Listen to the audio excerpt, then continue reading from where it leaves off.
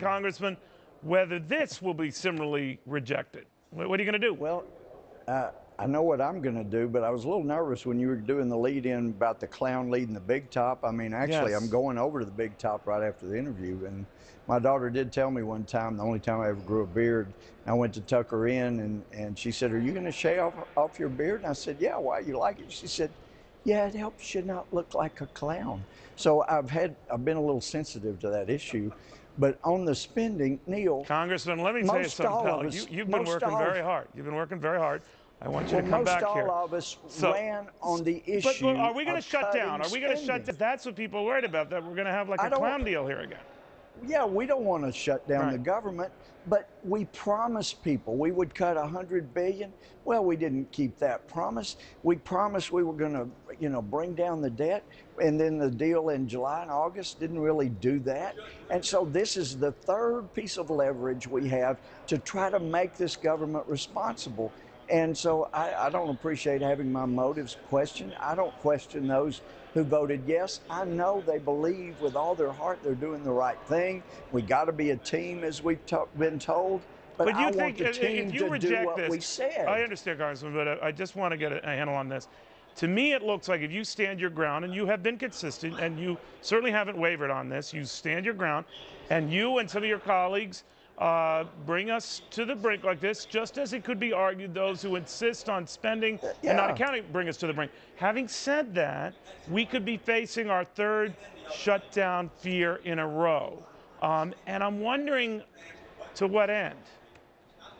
Well, if it does not result in cutting this out-of-control spending so that maybe S&P will upgrade us because we show we're being responsible, then it is to no end. But it doesn't mean, I'm from Texas, and when you know you're right and you're standing there at the Alamo and you know that standing your ground may ultimately win a statehood and your own independence, you stand your ground. And if it means dying at the Alamo, okay, so long as it gives the rest of the team a chance to win. But we do need to stand together, but we need to do what we said. I bet, Neil, you're not even aware, probably there aren't 1,000 people in the whole country until just now. No, we cut our own budgets in Congress, in the House, 5% across the board. That gives us the moral authority to cut 5% off every department in the federal government. We're not even using the moral authority we've got. It's time to start doing these things because the moral authority of cutting is the right moral thing to do here. So it sounds like tonight, the way things stand, you'll be a no vote on this sort of compromise. Well, I don't want to say ahead of time because I haven't seen if they're going to actually make some cuts like we said we would do. But it shouldn't be lost, too, with regard to the Democrats. You had 95 Democrats vote for a spending level back in July and August that they're now, 89 of those 95 have now said, you know what? Yeah, we made that deal in July and August, but we're not even going along with that. They switched their votes and demanded more money to be spent.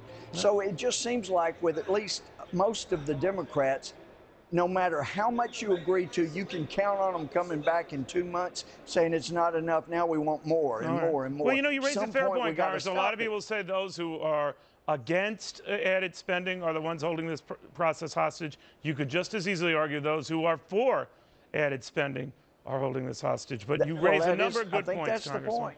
Thank you. Well, thank you so much, Neil. Good seeing you again. Meanwhile, while the president is worried about a bridge falling down,